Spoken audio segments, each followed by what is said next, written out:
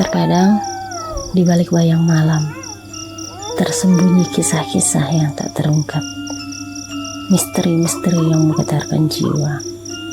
Selamat datang di channel Memori Misterius, tempat di mana kita akan menjelajahi kegelapan dan mengungkap rahasia-rahasia yang menyeramkan. Bersiaplah untuk mendengarkan kisah nyata horor dan memasuki dunia yang penuh dengan ketegangan serta ketakutan. Sebelum menonton, mari gerakan jari jempol Anda untuk menuju tombol subscribe agar kami tetap semangat.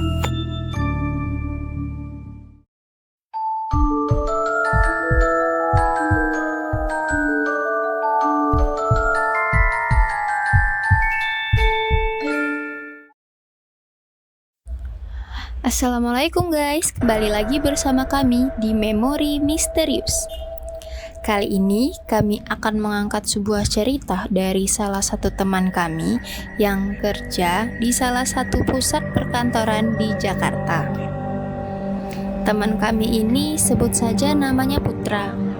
Ia membagikan pengalamannya saat si Putra sedang bekerja.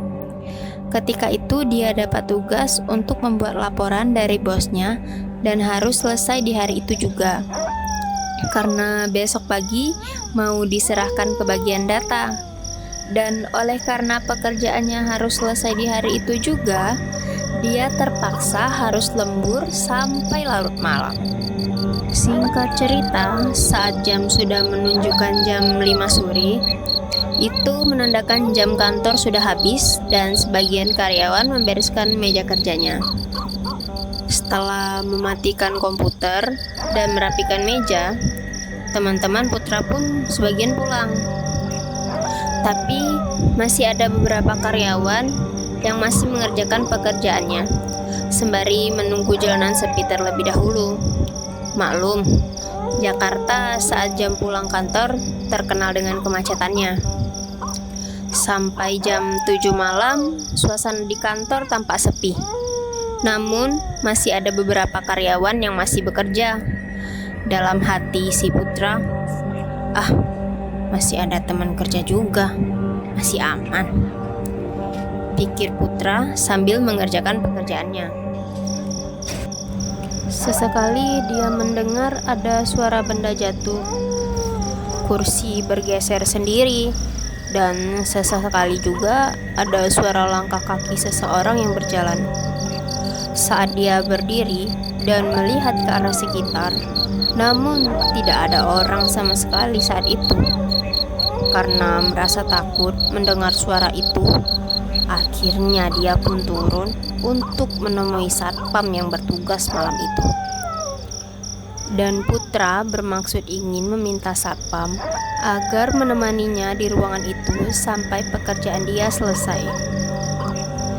Saat berjalan keluar ruangan dan menuju ke bawah, perasaan dia seperti ada orang yang mengikutinya dari belakang, ucap Putra. Dan dengan rasa takut, lalu dia mempercepat langkah kakinya agar cepat bertemu dengan satpam yang berjaga. Ketika belum sampai di bawah tempat satpam biasa berjaga, tiba-tiba di tengah jalan Putra bertemu dengan salah satu satpam yang berjalan ke arahnya. Lalu dia memanggil satpam tersebut. Karena Putra merasa takut sendirian di ruang kantor atas, dia pun mengajak satpam itu ke atas. Tak lama setelah berbincang dengan satpam itu, lalu satpam itu pun ikut dan menemani Putra sampai pekerjaan dia selesai. Sembari bekerja, Putra mengajak satpam itu ngobrol. Namun tak ada jawaban dari satpam itu. Hanya sesekali satpam itu menganggukkan kepala dan duduk dekatnya. Jam menunjukkan pukul 11 malam. Akhirnya pekerjaan dia pun selesai. Lalu Putra bergegas membereskan meja dan langsung segera mengajak satpam itu turun. Tapi betapa terkejutnya dia saat mau mengajak turun satpam itu tadi, ternyata satpam itu sudah tidak ada di tempat. Tanpa pikir panjang, Putra pun langsung turun ke bawah. Dan setibanya di bawah, dia mencari keberadaan satpam tadi. Saat berada di pintu keluar lobi, akhirnya dia bertemu dengan 3 orang satpam yang berjaga. Dan dia langsung bertanya kepada ketiga satpam yang berjaga itu. "Permisi Pak," kata Putra. "Mau tanya, satpam yang tadi menemani saya di atas sekarang di mana Pak ya?" ucap si Putra. Lalu satpam yang berjaga tampak kelihatan bingung. "Satpam yang mana Pak?" ucap salah satu satpam itu. Lalu Putra menjelaskan kalau dia tadi ditemani satpam di atas. Sampai dia selesai bekerja, salah satu satpam pun bertanya, "Siapa nama satpam itu Pak?" Lalu Putra pun menjawab, "Namanya Bayu." Sontak ketiga satpam itu terkejut mendengar Putra menyebut nama Bayu. Karena ruangan kerjanya yang bersekat, jadi hanya terdengar suara ketikan keyboard dan sesekali suara langkah kaki seseorang saja yang terdengar. "Suaranya tampak jelas," ujar si Putra saat menceritakan kejadian pada malam itu.